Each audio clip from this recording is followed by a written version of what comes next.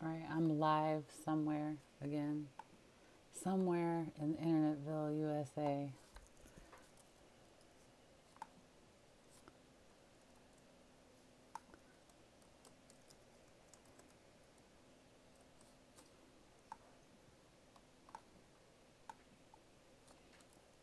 So far, it looks like it's working.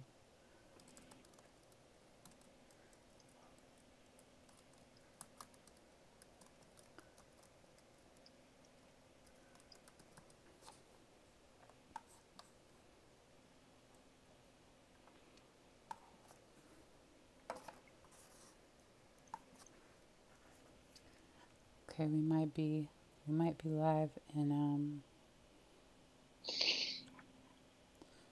Facebookville.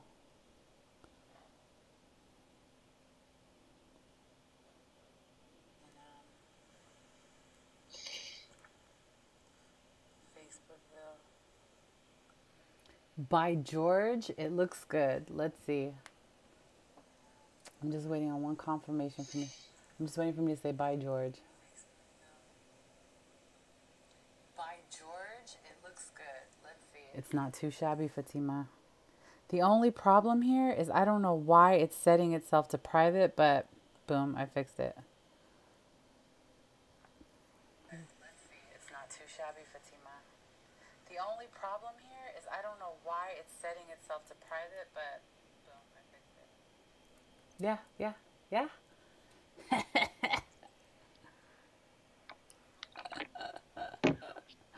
Well, I don't even think I have any brown brain power anymore. Like I think I've exhausted all of my brain power just to get us here. Oh my gosh. You want to try to see if you can share it? Because I was having, for some reason, it was setting itself on private. But see how it looks to you and see how it's sounding to you while people are logging on. We got one person logged on, so. Oh, I see it now. Not bad, not bad.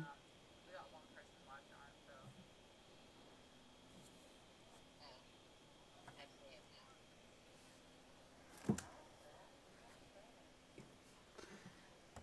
now. Not too shabberoni.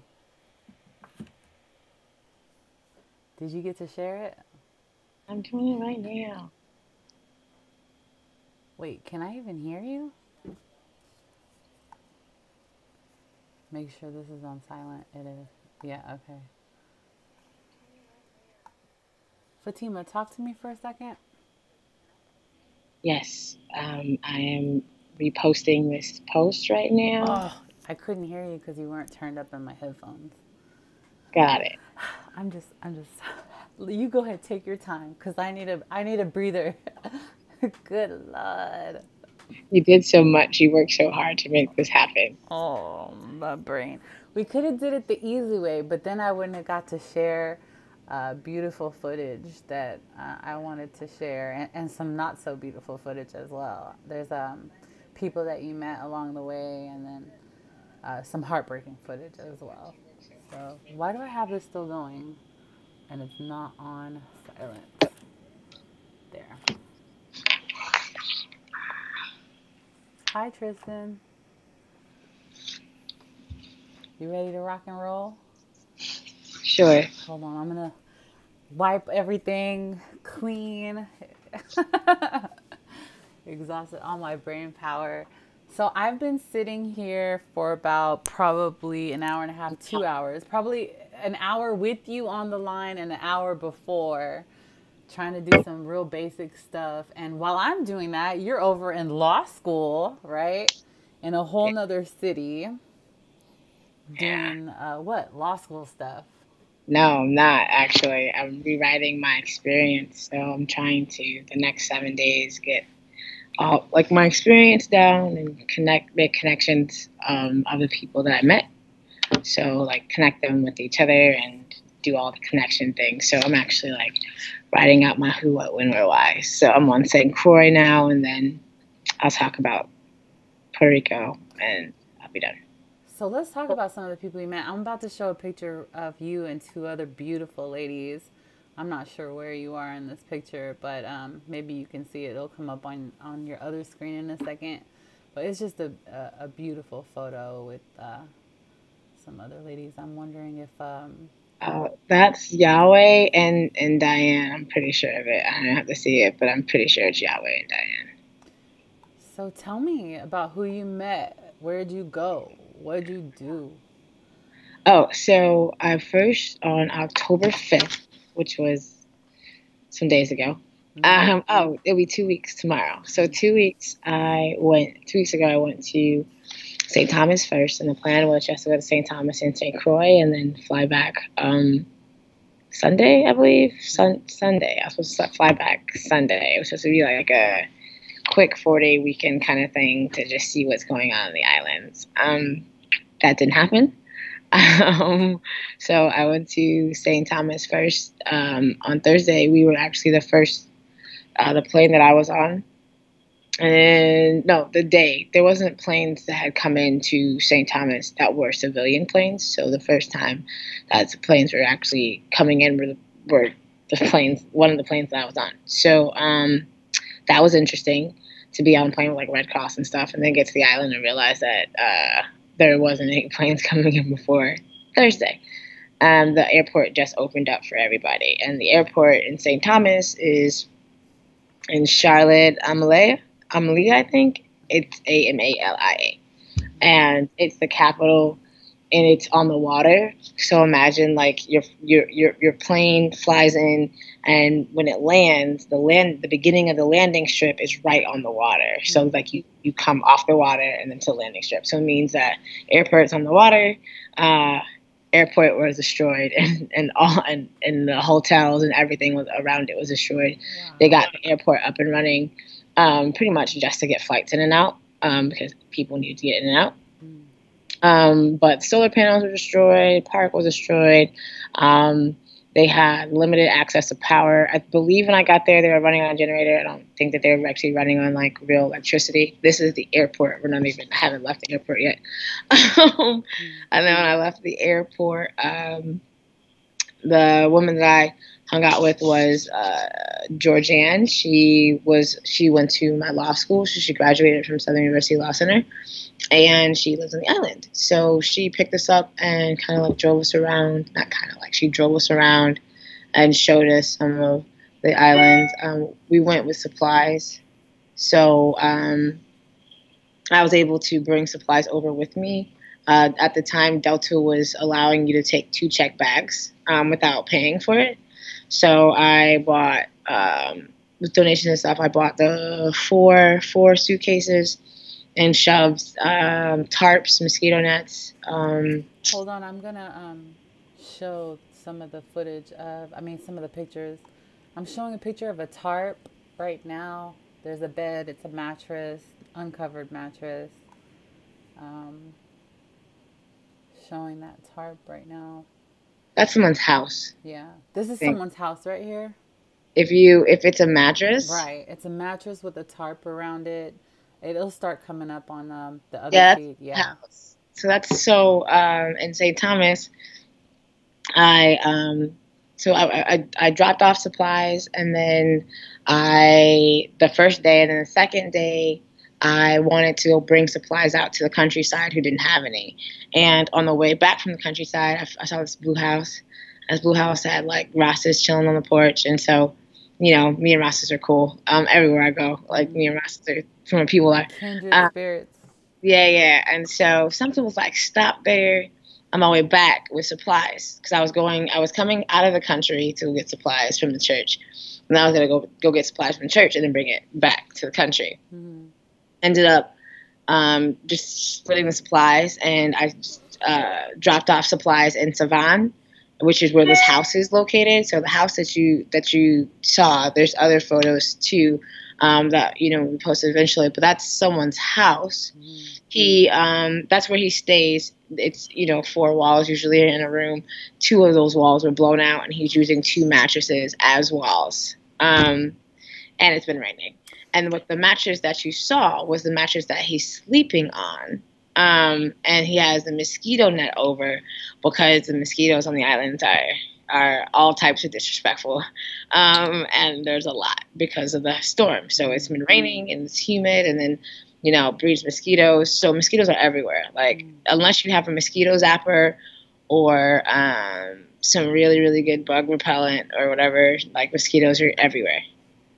So we've gone way ahead. Like this is all good and well, but we're skipping over something very fundamental that I don't want anyone to miss. Fatima, are you telling me that just anyone can get on a plane and go help people? Like, is that how it works? Like, anyone could be like, what? People are in need. I'm going to get on a plane. I'm going to go help. Is that like possible? Were you lucky? Did they change it? Did they switch it? Or no, to this day, you could like get on a plane? Like, how does that work? Because I think people are like, wow, they're all the way over there. I'm not sure how I can assist. And hold on, this is bugging me real quick. There you go. Had to fix that. Anyways, yeah, Fatima, like, you are so bold that you're in the middle of law school. Like, you're in the middle of law school and you'll be like, Hurricane, Houston, Beaumont, Puerto Rico, I'm rolling out, right? And so I find that really fascinating because it takes tremendous amount of balls, for lack of better words. Ovaries. Ovaries. It takes a tremendous amount of ovaries to do Oh, such a thank you. thing. Ovaries are Okay. stronger I than their. mean, like, tell me, how does that work exactly? Anyone can do it? Anyone can just, what? If they wanted to. Really? How much do they jack up the prices to go? Is it Um, is it too expensive to go right now? no, it wasn't that. It was. I planned last minute, and it was 383 That's not round bad. trip from New Orleans, which isn't bad. Wow, wow. And that was last minute. Is like last minute. Because who's trying to go to Puerto Rico right now? Really, like, For right? St. Thomas, because I flew into St. Thomas. So I flew into St. Thomas first, and then from St. Thomas, I flew to every other island, which is not as expensive as one would think to fly between islands.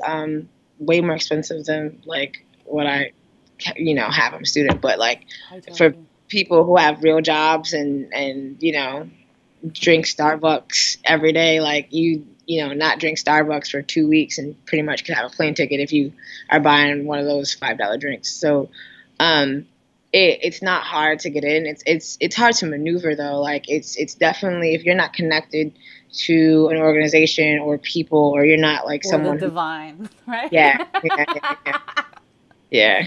Because, right, you got to manifest something out of nothing. Let's be serious. That's why it takes gall. Like, you have to have the spiritual, unct,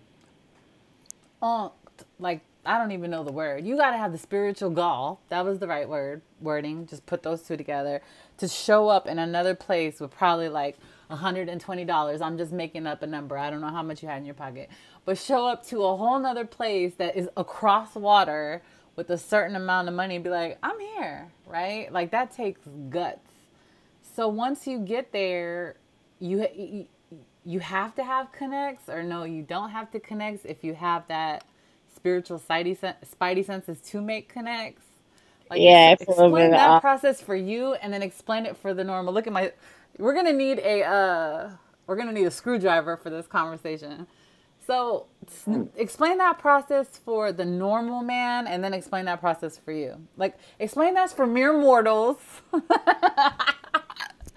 and then explain that for somebody who has that faith to manifest something out of nothing, which you uh, do very often. mere mortals would probably try to find Red Cross or FEMA or some well-known organization that hasn't been vetted or anything, and just send money blindly and trust blindly and not do their due diligence in regards of research, or sending somebody to the island to say what's up.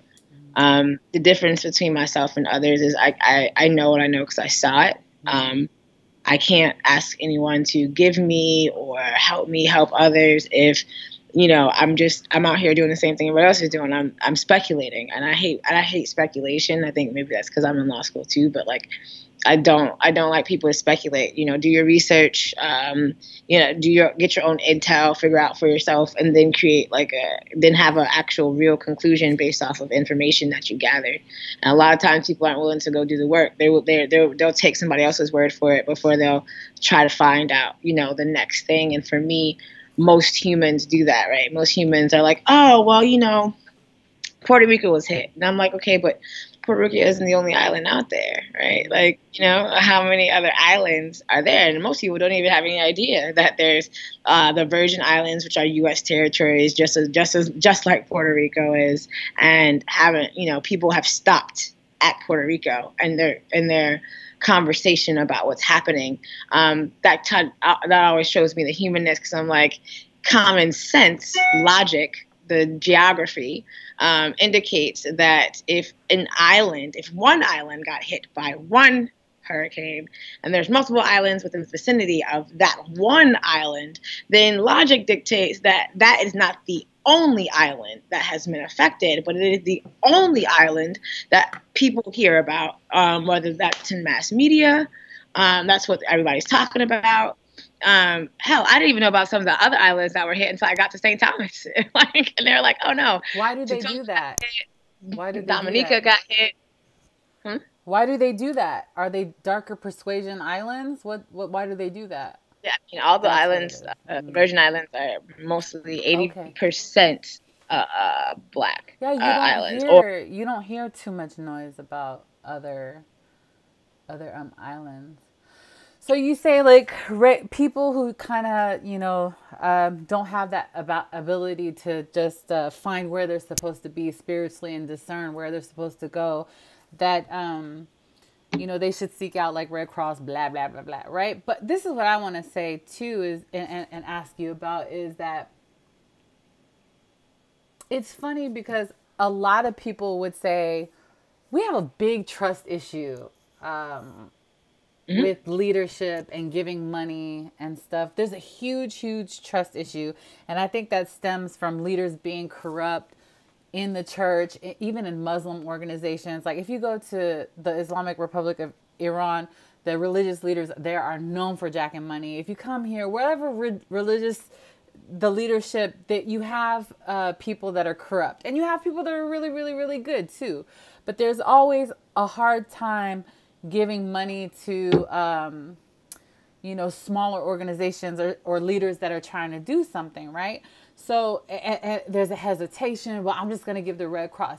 So I want you to tell me, what would be the benefit of someone giving to someone like you over giving to someone like Red Cross? Why should they step out on faith or step out and take a chance that, you know what, I'm going to give $10 over here too. Or, maybe I'll give $20, $30 to Red Cross. I'm going to give 15 here. Or I'm going to give 30 to what Fatima is doing and give 10 to Red Cross. Or I'm just going to give my money to what Fatima is doing. Why should somebody, and why does it keep doing that? That's going to kill me. Okay, that's going to be the death of me, that little red thing. Anyway, what would be the benefit? Tell people, teach people why they should try to trust leaders that are doing something that are not a part of a big organization like that. And go. Well, most of us, most leaders are community-based leaders. So like we come from the community that are being affected and that we're trying to help. Mm-hmm. And we've connected with those leaders. So for me personally, I know, like, I go to places and I talk to the people, and not just the people who are affected, but the people who are affected trust. Right. So I think it's what ends up happening is the systems and Red Cross and a lot of Eurocentric systems, what they end up doing is they end up going into places, not providing anything that's culturally appropriate for that space, not thinking of the people themselves as humans who have their own experiences, their own skills and abilities and knowledge sets. That has been the norm usually of disaster relief and aiding in these in times like this. For me, I don't like I would be considered the leader, but I'm the leader that actually goes to the places and is on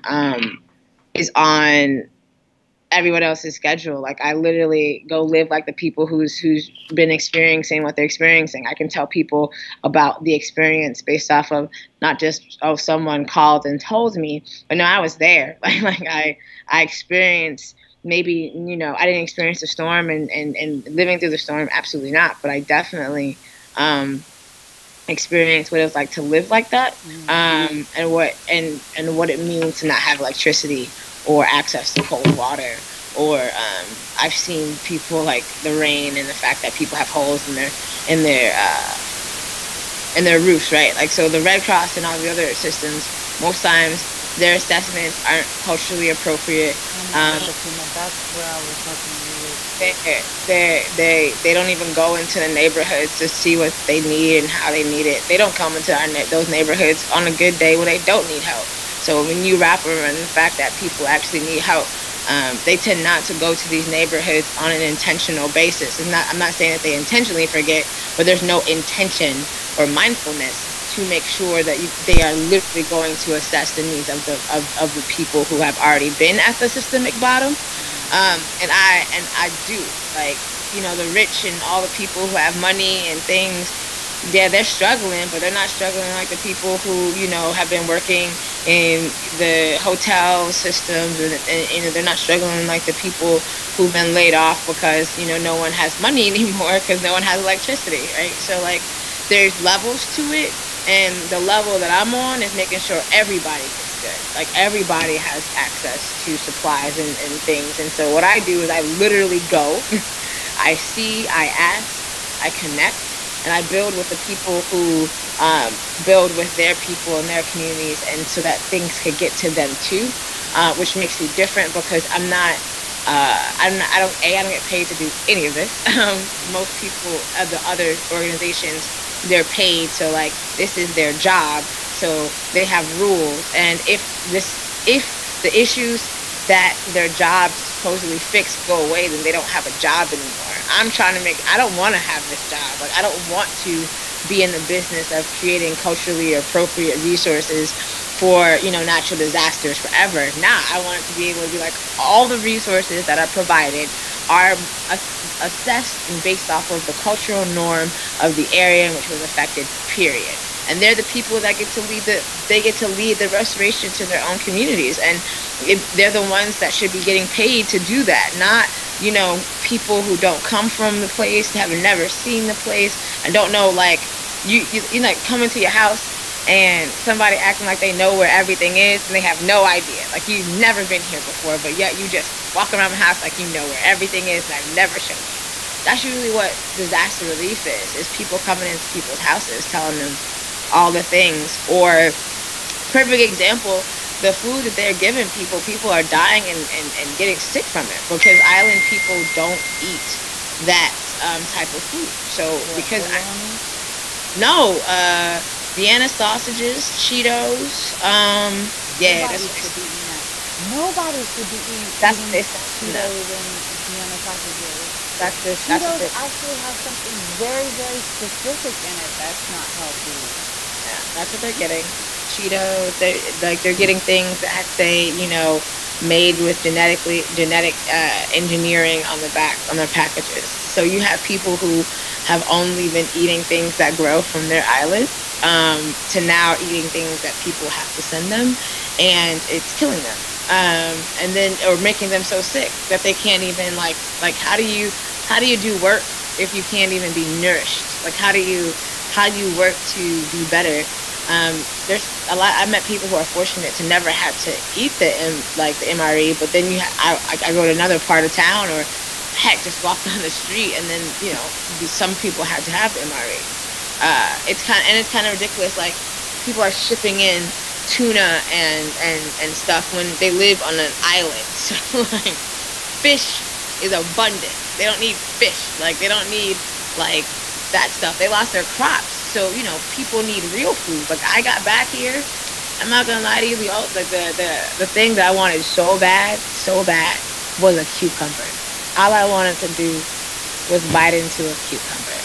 And I went 11 days and some change without a cucumber. Now, mind you, there's people who've gone 30 plus days without ice, without a cold drink. Like, literally, they haven't had anything cold since the storm started. So, it's perspective. I have a different perspective because I lived it. Most people's perspective is from this hierarchy looking down and telling people how it should work based off, them living in their luxurious place in another space in another time. hell, another time zone even, um, where I'm not. Like I was there. I talked to the people who were there, And what did and you see? devastation and beauty. Greens I've never seen before. There's this plant, there's this flower called the flamboyant, and it's beautiful red color, and it's even brighter. So there's beauty in the destruction, but it's destruction. Like houses are gone, whole houses are gone. People sleeping in rooms with no walls. Uh, People not having food unless people in the community feed them. Um, yeah, I've seen mothers wait for their children to eat and not eat anything. I've seen uh, just things, people living in houses that you wouldn't even you wouldn't want your worst enemy to live in, but they live in because they have nowhere else to go and they have no money to fix it and they have no supplies and this is what they're given, so they're just happy to be alive. Um, I was around a lot of people who are just happy to be alive, which it changes your perspective on a lot of things when people are just like, I I'm alive. How did you feel when you left? I was sad and grateful, and it hit me like a ton of bricks. I cried for a long time, and I still cry in little spurts, like here and there. Um, Coming back to a place where people are abundantly ignorant and abundantly selfish and abundantly like insatiable for things and care only mostly about themselves or their families and what they can do for them, and to see and to know that there's thousands and thousands of people who won't have anything if no one else helps them. Like anything. They won't have absolutely anything if people don't have inkle like of kindness or love in their hearts. People won't have anything. I think that's the hard part for me, is that people in this country, hell, don't even know, are so caught up in themselves that they don't even see the fact that they're the whole, like people are just happy to be alive. Like they sleep without walls and no roof, and they're just like, I'm here and I'm alive. So for me, it was I was mad, I was frustrated, I was sad. I've seen more devastation in 40 plus days than I can even really conceptualize. And then like I'm in law school, and I don't really think people really understand, like if they just stop for a moment and ask themselves, if this was you, what would you want somebody to do, and then do that, I think the world would be better. But everybody's sitting on one side of the screen talking about what do I do, and not understanding that like just sending $1, or hell, like sending a note to somebody, or saying like trying to get with your friends and start a fundraiser, or reach out to organizations who are doing the work. Something like when you meet people who lost everything and are just grateful for being alive, you're like, whew, I came home. So like the hurricane has put everything everywhere. So there's bugs in houses that aren't usually in the house, and like all the things because it was hurricane. And like there's ants everywhere, like in all the islands, there's ants everywhere, mosquitoes. I was so happy to just be able to sit on my floor and know that there wasn't any bugs that were gonna crawl in me or whatever, because I was on my floor. Um, I was happy for ice, multiple cups of ice water.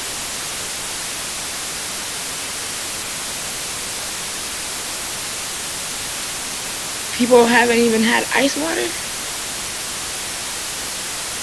Um, I handed out water while in Puerto Rico, and the kids were like, "Do you have anything cold?" And I was like, "Because they don't have any water. Like they don't have. Some people don't have water. Some people don't have water, and then of course no one has electricity unless you have a generator. And in certain places, like in St. Thomas, it's $25 a day just to run your generator. And if you don't have a job, um, $25 a day is like that. So yeah, it's a lot. I'm working through it, but it's a lot.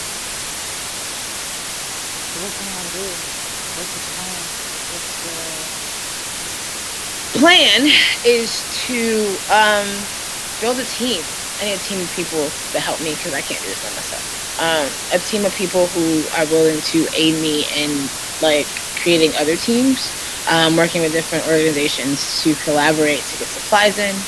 I'm working to do something with universities so that because students have the most time, so setting up something where students, like especially from some of the different types of studies programs. So like the Latino studies program at schools, Africana studies program at schools, and Black and Brown organizations in colleges, getting them to start going to the islands instead of using just their bodies, their brains. So if they're a communications major, if they're a communications major, or like a policy, like a political science major, or if they were getting like their certification in plumbing or electricity or becoming an electrician, I'm getting them to start partnering with different like the schools out there and like using the academy kind of as a catalyst. There's a lot of students who lost everything too. So my thing is, if we as students and stuff start reaching out to our academy to get supplies and stuff sent to the schools so they can get up and running. Like a lot of schools are out until like some of them until December. So my plan is to reach out, like start build a team first, reach out to different organizations, businesses, and universities to see like what we need to do to get students there for Thanksgiving and Christmas break and then for the rest of the year. And then for me, it's checking out because I have finals in 10 days. It'll be a month away from finals. So you've I'm been taking the all over next. the place already. Yeah. You've been to Beaumont, you've been to Houston, you've been to the surrounding areas over there. Like I don't even understand how you're able to get divine grace because that's people have a hard time doing that with all their attention on school, and here you've been serving other people, and your finals are creeping up on you. And I pray that if people are watching and they got that blue BB, they know how to pray. I hope they pray for you, Fatima, because people put their needs first. And I mean, when you're in college, like you put all your focus on that, and to take time out to go to another, I still got that screwdriver. To take time out from school to go over there and do that is phenomenal to me. So all these things that you mentioned about those people helping. So if people are good in those areas, they should contact you and let you know that hey, I can serve in that area, right? Yeah. So our email is communityrestoration1@gmail.com. Working on a website. So this will be my third nonprofit that I have founded. I co-founded two other ones, and this is the one that I founded, Community Restoration Project. This is hopefully my last nonprofit that I will I be. doubt that, Fatima, but you have Counterbalance, Gender Restoration Project, right? Yeah, and the first one was Austin Justice Coalition with Chaz. So Right. without Chaz Moore and Christina Brown, I wouldn't be here. So like, there were niches that needed to be filled, and for me, I'm like, who could I work with, and how can we help? And so, Austin Justice Coalition came around because Chaz and I needed an organization to change things, and Austin Justice Coalition now is doing amazing things, It is. and It is. counterbalance is what comes when you have to start over. And I started over the way that I've always wanted to be, and that was making sure that women that look like me, and other brown women were at the forefront of most, if not all things, because we are like everyone comes from a womb, so why not? And then community restoration kind of like just kind of rolled off of it and into understanding that. Um, something has happened in terms of how we're treated during natural disasters, from a policy perspective, from like actually providing resources perspective, and doing the assessments and the work. So right now, community restoration will just be acting as a connector and providing guidelines into like how people can do the work based off the connections that I've made, and being pretty much being able to adopt a city. So I met this guy named Rick in Puerto Rico, and he was talking about adopt a city, which is pretty much you group whatever, you guys adopt the city and you pour resources and all that into the city. So my hope is to collaborate with as many organizations as possible, because I want three cities. Well, I'm lying. I want three islands. So I went to three. I want to help at least two cities on each island. So in Puerto Rico, Calle and Luisa, and St. Croix, Christiansted, and Fredericksted, and in St. Thomas, Savan, and Smith Bay.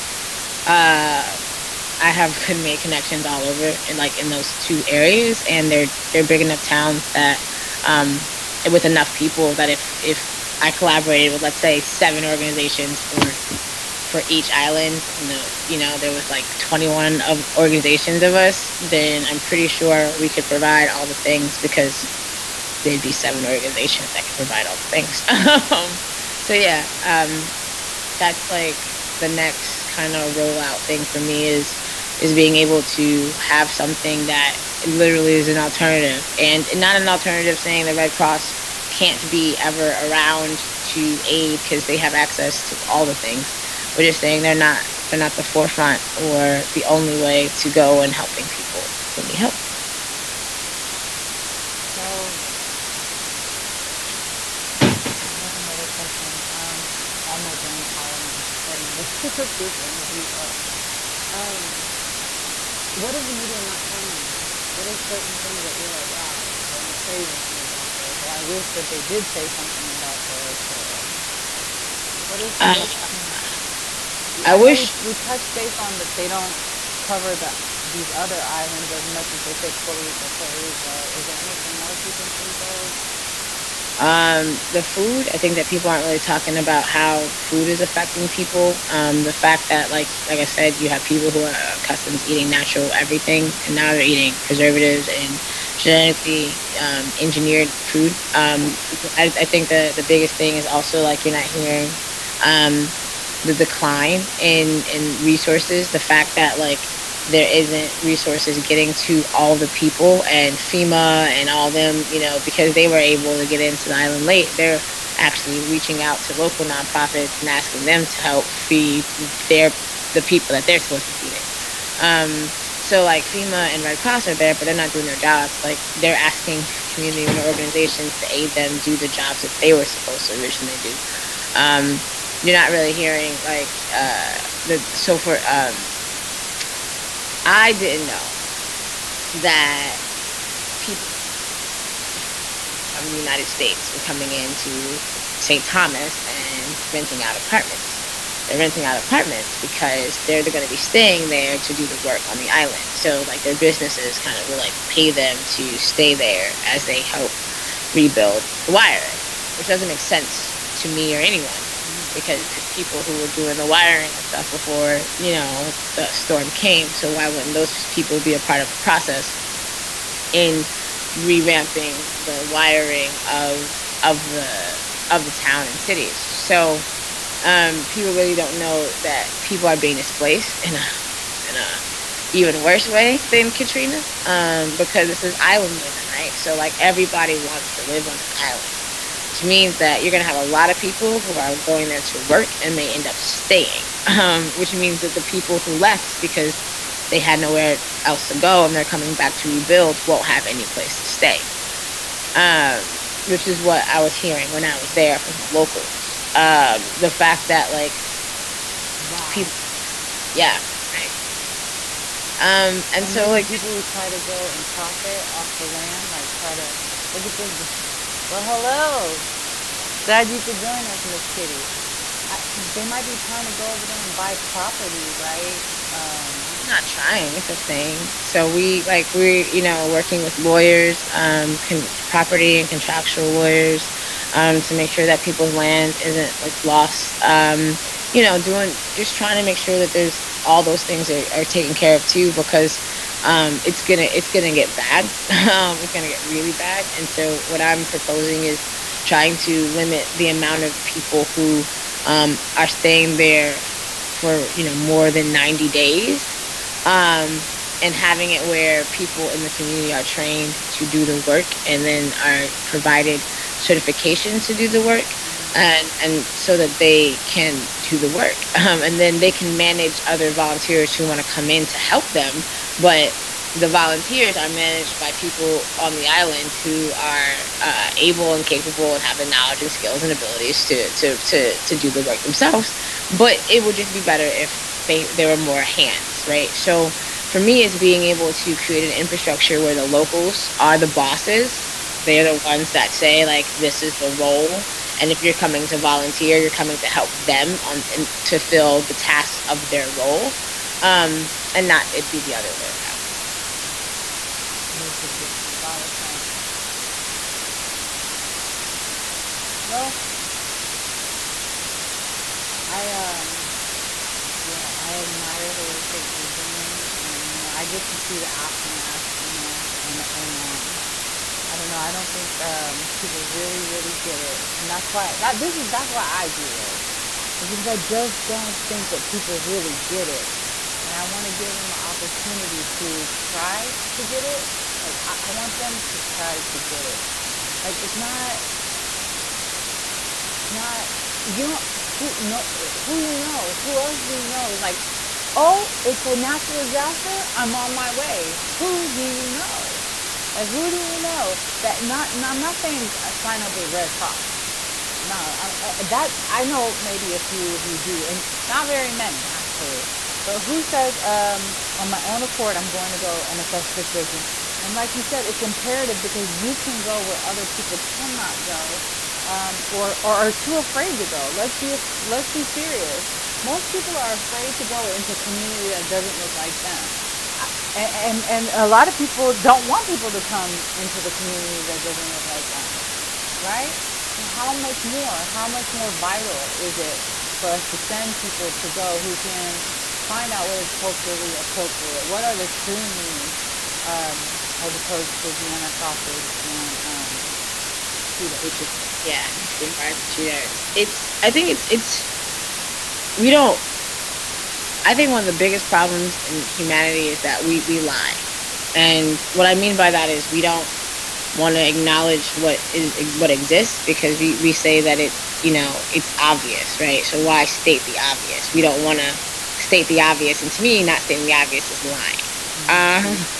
We forget that most places were colonized by people who don't look like the people who are negatively affected the most, right? And so I like to use the rape example. If you raped me and you have this distinct look, and this other person that looks like you, the person that raped me, came into my home trying to help me, I may be triggered and I may not want your Your help, help. because you resemble the person that traumatized me. Now, you may not have traumatized me, but you triggered it, and now I'm re-traumatized by the fact that you look like the person who traumatized me. Now, it's not your fault, but it's your place to be understanding, and to be able to say, well, because I am I look like the rapist and the oppressor, I'm gonna step back and allow someone else to do this, and I'm gonna aid that person in helping, because I can't be that person.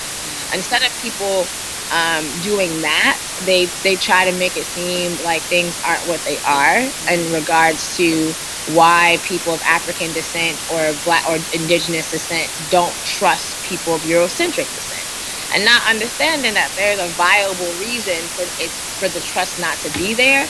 And instead of trying to come in and be the white savior, being able to support the systems that are supporting the community, that the communities like actually trust. So for me, it's being able to say that culturally appropriateness is stating the obvious, and the obvious is Eurocentric individuals. They mirror the oppressor that colonized most people, and most people being Puerto Rico and the Virgin Islands. Like I don't really think that people understand that these were a whole spaces of people in which the United States said, "Hey, we're gonna make you mine." Which is like the reason why women fought their men so hard, right? Like we didn't want to be our men's property, but we're okay with people on islands being property of the United States and no one helping. Like it's being able to say that there has to be something, there has to be people who understand the concepts that I just said, and that is cultural appropriateness. Like even if you don't look like me, and even if you are Eurocentric descent, if you're of Eurocentric descent and you understand that there may be some hesitation with you being aided, and you're taking a step back and aiding, then you get it. Like you got it. But if you don't, I don't care what color you are, you're a part of the problem. If you're coming in, anybody, I don't care, even if you're from New York and you're coming into Houston talking to people from Houston about what they should be doing, you're culturally inappropriate because you have no idea how they do it in Houston. You don't know how. If you don't, if you don't know what the South Side is, you can't do nothing. You know what I'm saying? Like, so, and I think that's really what I'm pushing. I'm pushing for people to really understand the importance of having people who get the culture, or understand why there may be a disconnect between the system and whatever in the culture, but cultural appropriateness is important, and we tend to forget the history into why it has to be important. But we didn't create it, we didn't make it this way. It just is what it is.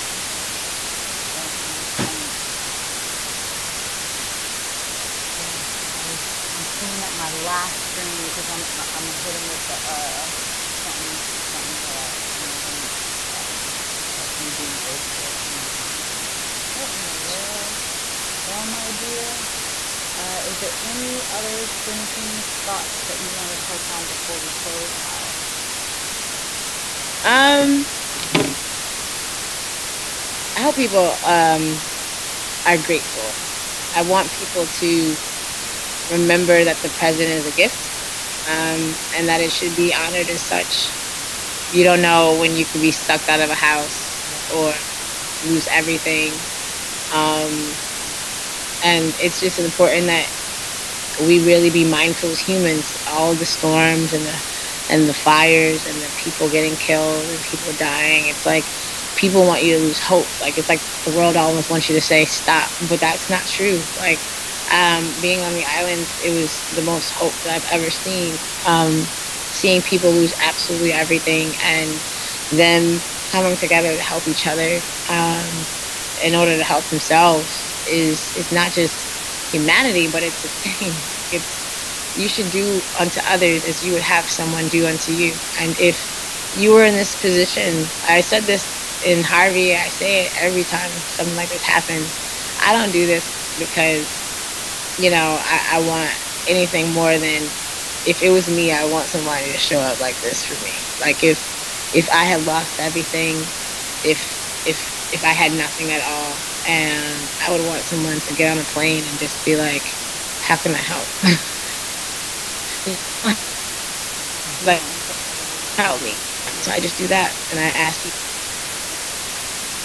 That's it. I Do wish that. more people And were the like that. Like, what would I want other people to do? But all over the world, there's people wishing that, you know, people would see them. How do you know? This is now, we're about to veer a little bit off topic, but just out of the sake of interest on your thoughts on it. Um, how do we know, with all the causes in the world that there are, how do you know which one is your cause? So, like, over here we have hurricane, and over there we have refugees, and over here, I know you hate that word, but over here we have, um, let's say, starving people in, this area, and then we have volcano eruption, and then we have women who can't, um, who are oppressed over here. So how do you know what your cause is? How do you know which one you can you do all of them? Can you do all of them? How do you? you know me, I'm an all or nothing kind of girl. Being all the things. For me, I think what moves a person is the calling for them. Like something, it's this thing where you're like, I just it affects your heart space, right? Like if it affects this area right here, and then you have this something in your gut saying that I have to do something, then the next thing that you should do is use your brain and ask yourself, like, what abilities and skills and knowledge do I have that I can actually help with, right? Like it's not rocket science. Yes, there's so many things that are happening. But the things that are happening, there's way more humans that things aren't happening to than the humans that things happening. You know what I'm saying? Like we're at a ratio where those of us who are not in survival in traumatic mode to those who are in survival traumatic mode. Like there's way more of us that are not than that are. So for me, it's being able to say if all of us, the kids, the old people, and everybody in between, if all of us really recognize that the only way all of those issues changed is if everybody got an issue and worked on it. Like, if people stopped staying in their little corner and saying, well, I don't know what to do, so I'm just going to sit here until God gives me a sign, or I don't know what to do because there's so much happening and it's so overwhelming, so I'm just gonna sit here. There's so much to do, and I don't have any money, and I don't have any time, so I'm just like, all of the energy that goes into all the reasons why one cannot do something, put just needs to be put into energy into doing something. Like, well, I can do this, or I can do that, or we can do this. If Instead of like, finding a reason why you can't, find a reason why you can. You use all that brain power to be a loser. like, right? You use all that articulation and brain power to articulate a way why you cannot do it instead of find a way, right? Because I know that you and I are masters at finding a way, right? We're Every gonna time. find a way. No is not. Is really not an answer. It's a not right now. When you said no, you really meant to say not right now. I got my handy screwdriver. Yep, that's exactly what I say. You didn't mean no, you just meant not right now, which is fine. And we Because all some have assignments, right? We all have assignments. And we're assigned to people and causes and places, and you just know it. You know who you're assigned to. Yep, I'm assigned to helping people who need help. That's what I'm assigned to. Like, I'm assigned to trying to get other people to realize how, like, selfish they're being by sitting around and doing absolutely nothing. Like, you know what I'm saying? I just like, there's so many there's so many things that I have not done, um because I'm doing this, and I didn't feel guilty about it. I don't feel guilty about it, because the things that I was doing and will continue to do once I finish picking up my life, uh, yeah, it changes things, but it changes things for people down the line, like, years and months from now. And what I'm doing right now is literally changing and helping people right now who need the help. Like, this isn't, they're not going to feel it 3 years or 6 months or whatever. Like, they're literally using lights and tarps and mosquito nets and feminine products and all that right now. So for me, I try to do things in a sense of urgency. And if someone doesn't have access to feminine products, it's urgent, right? Like, it's urgent. Whereas if you're a woman, you know how uncomfortable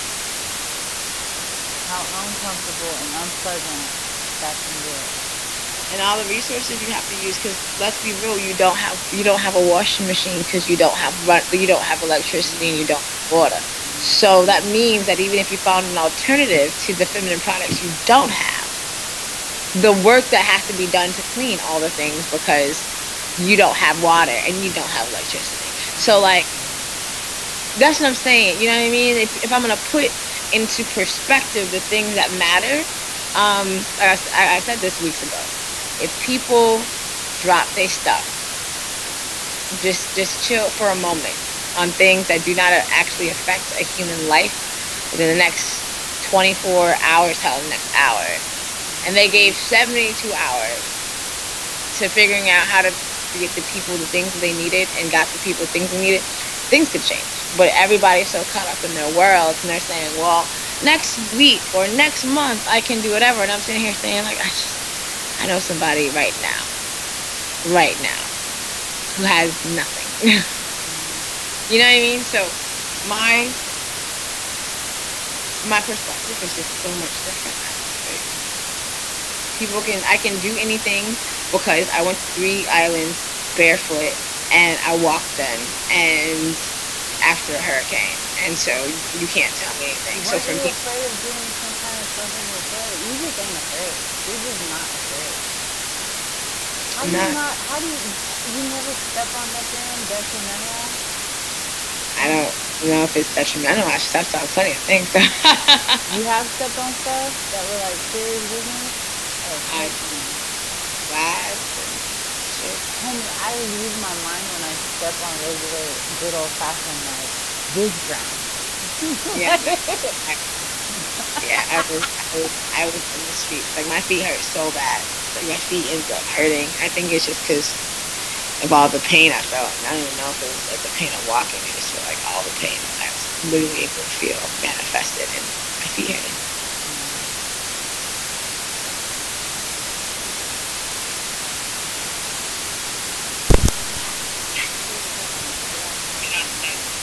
It hurts. It kind of hurt a little bit. You see this little foot back here? But yeah, he's comfortable. Seeing like See, this is Kitty Footsie, man. Her name is he Kitty. She he has named a kitty. it's a long story. Just I'm sure it is.